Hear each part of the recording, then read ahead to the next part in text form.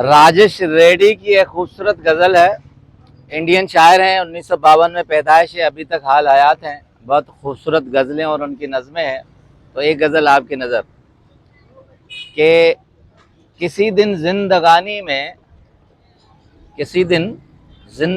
में करिश्मा क्यों नहीं होता।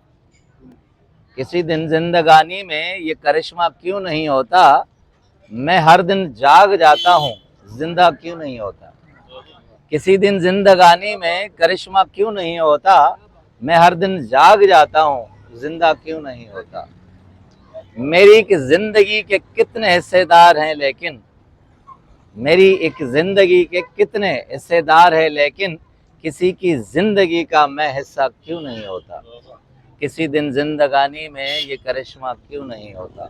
बहुत खूबसूरत मिसरा है कि जहाँ में यूं तो होने को बहुत कुछ होता रहता है, जहाँ में यूं तो होने को बहुत कुछ होता रहता है, मैं जैसा सोचता हूँ कुछ भी वैसा क्यों नहीं होता।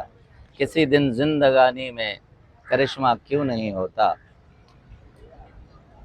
आखिरी और खूबसूरत मिसरा कि हमेशा तंज करते हैं तबीयत पूछने वाले, हमेशा तंज करते हैं तबीयत पूछने वाले, तुम अच्छा क्यों नहीं करते, मैं अच्छा क्यों नहीं होता। किसी दिन जिंदगानी में करिश्मा क्यों नहीं होता। मैं हर दिन जाग जाता हूँ, जिंदा क्यों नहीं होता। बहुत शुक्रिया।